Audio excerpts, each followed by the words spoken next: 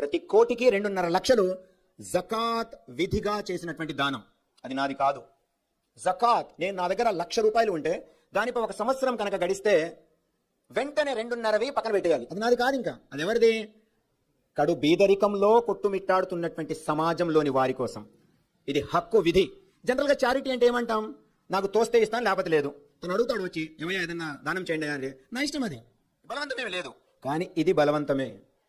అల్లాహ్ సుబ్హానహు వ తఆలా ఆదేశిస్తున్నాడు, ఏ వెండిపై అయితే జకాత్ తీయరో, ఏ బంగారంపై అయితే జకాత్ తీసి బీదవారికి పంచపెట్టరో, అలాంటి వెండి అలాంటి బంగారం ప్రళయ దినం నాడు మిమ్మల్ని అది కరిగించి మీ మెళ్ళలో హారంగా వేయబడటం జరుగుతుంది అని అంటున్నారు. అంటే నేను సంపాదించి దాచుకున్న సొమ్ముపై కూడా 2.5% బీదవారి హక్కుగా ప్రతి సంవత్సరం తీయాలి.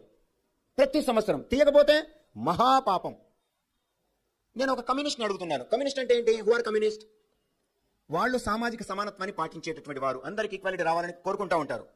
ఇస్లాంలో ఈ విషయాన్ని మీరు పరిశీలిస్తే, నా వద్ద ఉన్న బంగారంపై ప్రతి ఏటా, ఇది 1 సంవత్సరం ఇచ్చి వదిలేసేది కాదు, ప్రతి ఏటా మేము ఆ బీదవారికి పంచాలి. లేని పక్షంలో మహాపాపం. మీరు ఎన్ని ఉపవాసాలన్నా పాటించండి, మీరు ఏదన్నా చేయండి, మీరు కనుక ఈ సొమ్ముని ఆ దైవ దాసులకు ఇవ్వకపోతే అది వృధా సొమ్ముగా మీకు మిగిలిపోతుంది, మీరు పాపాత్ములైపోతారు. అది ఇస్లాం నేర్పించే సామాజిక సమానత్వం. మిత్రులారా, ఇస్లాం నేర్పించే మరొక ముఖ్యమైనటువంటి విషయం, మనందరం ఎక్కడ పుట్టాం? భారతదేశంలో పుట్టాం. భారతదేశం యొక్క కాన్స్టిట్యూషన్ ని మనకు మనమే రాసుకొని మనకు మనమే సమర్పించుకున్నాం. To the people, by the people, for the people అంటాం కదా మనం. ప్రజల చేత ప్రజల కొరకు మనం రాసుకుంటున్నటువంటి ఈ రాజ్యాంగం, ఇందులో ప్రతి ఒక్కరికి సమానమైనటువంటి హక్కులు ఉన్నాయి. భారతదేశంలో ఉండేటువంటి ప్రతి ఒక్కరిపై దేశ ప్రేమను కలిగి ఉండడం బాధ్యతగా చేయడం జరిగింది.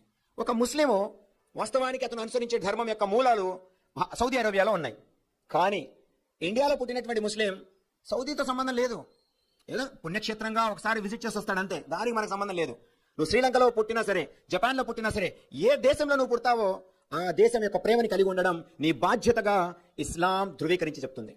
కనుక ముస్లిం మిత్రులారా, భారతదేశాన్ని ప్రగతి పదంలో నడిపించాల్సినటువంటి బాధ్యత మొదటగా స్వాతంత్ర సమరంలో ముస్లింలే నిర్వర్తించారు.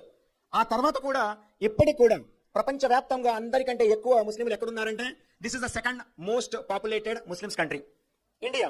మాషా అల్లా, ఇది ఎంతో గర్వంగా చెప్పుకోవాల్సినటువంటి విషయం. ఇంత అత్యధిక మంది ముస్లింలు కలిగినటువంటి 2వ దేశం ప్రపంచంలో అది భారతదేశం.